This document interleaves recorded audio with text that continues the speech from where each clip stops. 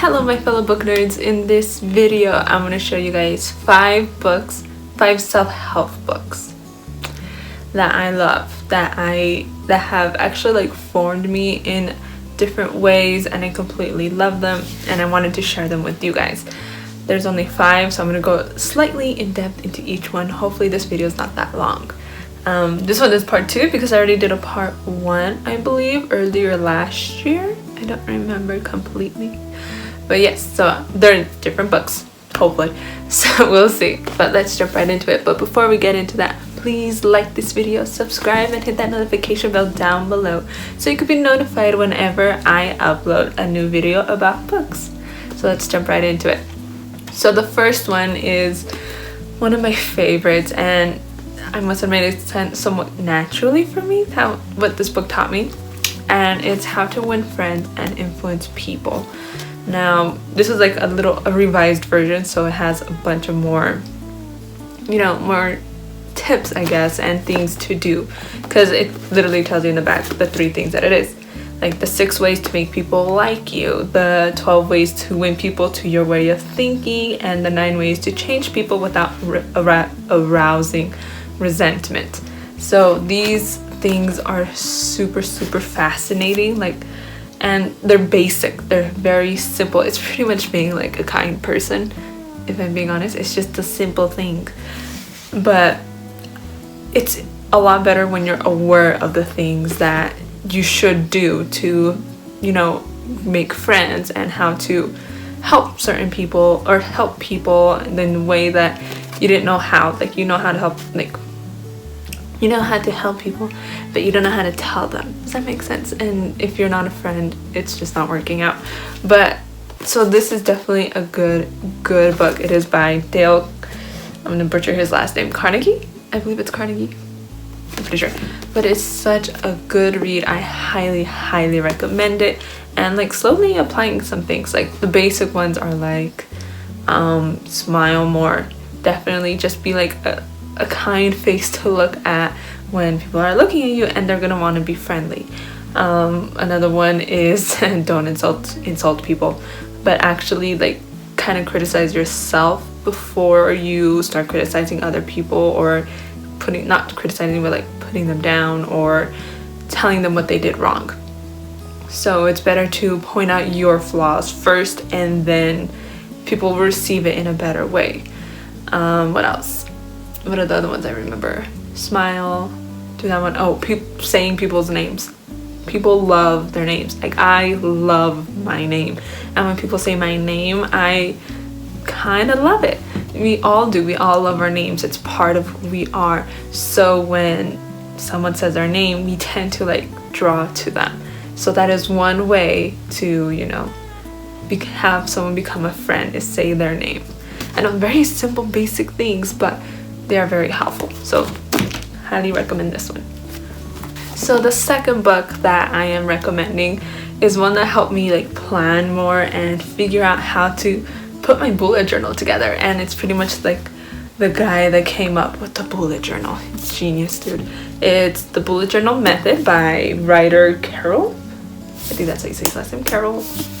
It's an amazing book. It's so in-depth and simple.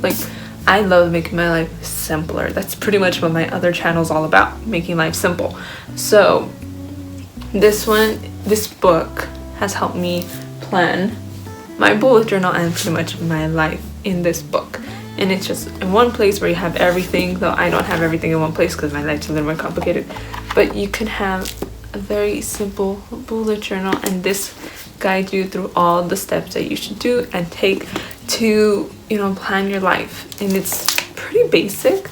It is a pretty long book, so I honestly skipped the first part. It was very, how can I say, getting into how you feel and teaching you certain things, which is fine. I think it's fine, but I just really wanted to get into the nitty-gritty stuff, so I skipped a few of the chapters. But overall, it's a great book, and I highly recommend it because it will make you more productive and make your life simpler. So highly recommend this book, The Bullet Journal Method by Ryder Carroll. Can't say it. Okay, So the third book is like a different version or edition of the original. It's called Think and Grow Rich for Women. So there's the original Think and Grow Rich by what's his name? Napoleon Hill. Very famous dude that wrote Think and Grow Rich. But now this is the Think and Grow Rich for Women, because women are different. They are. So this one is written by Sharon Lechter, and they pretty much came to her and said like, hey, do you want to write the women version of Think and Grow Rich? And it is so great and insightful. It definitely takes into consideration all the things that women go through, and pretty much saying, hey, we are the future of the business world. We can definitely do better. Well, not better than men, but we can do as much, pretty much. And she goes through the same steps and the same tips and tricks for that the original book came in, the Think and Grow Rich. But she does, I think this one is so much better because one, there's like there's a bunch of quotes and stuff from women who have succeeded and who pretty much try to help other women. Ooh, can't even see it. There you go. Oh no, now it's dark. Whatever, you can barely see it. But it is such a really good, it's such a good book. It's a really good read. It is a bit older now, so the facts aren't up to date. So I think things are a lot more level at between men and women. Pick up this book if you're a woman, if you're a man, just to Think and Grow Rich. I don't think there's a difference, but I don't see why you need to read the girl one. But it's definitely there is definitely amazing things to search. Pretty much it's like searching through who you are and how you can succeed in life, but not just gain money. It's also be joyful in the things that you are doing and make sure you get a career that you love, not one that you hate but you still get money. It's a career that you love and make money as well. So definitely recommend this book because it's so good. So good. So the fourth book is one that I read a while back, and I saw it and I was just like, I know that book was amazing. So I was looking through it and I'm like, yes, there's a reason why I thought this book was amazing. It's The Art of Work by Jeff Goins.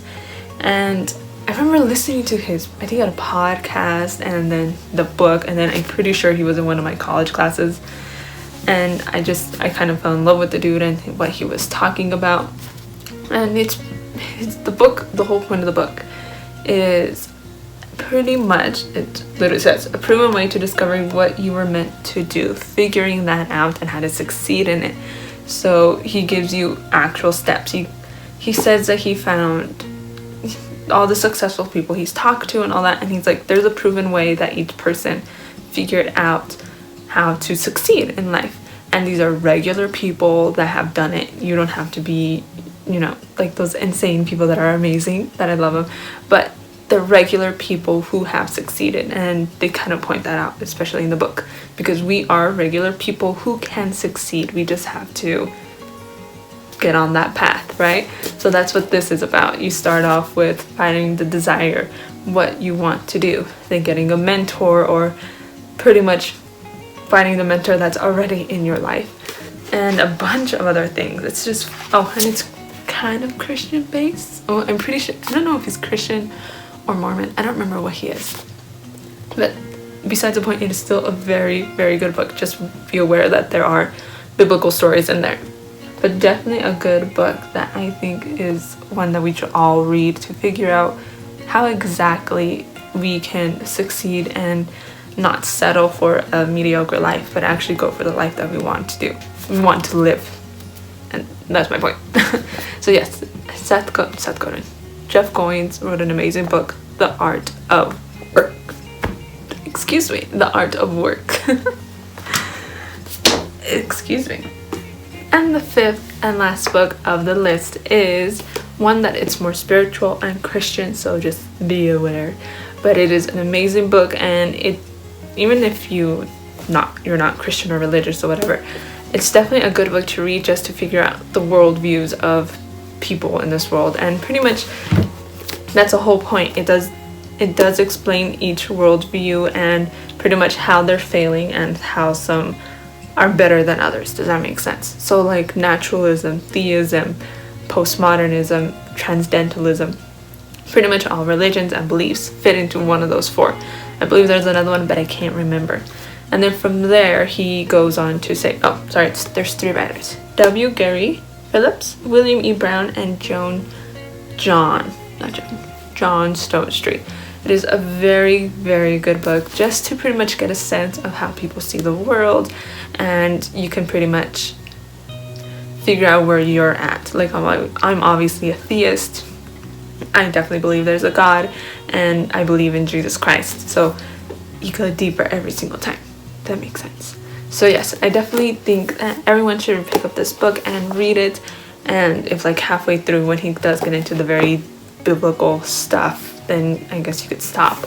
But it is a very interesting read, and just you understand pretty much where you're coming from and how to have that Christian worldview, that theistic worldview of how to live your life in this world and how to definitely be okay living in this world and being a Christian, and how to how to live in the world with other people that don't have your beliefs. It's definitely very fascinating and a very, very good book. So I highly recommend it. Okay, so those are all the books. I hope you enjoyed them, and let me know down below if you have read them, or if there's any more that you think I should read.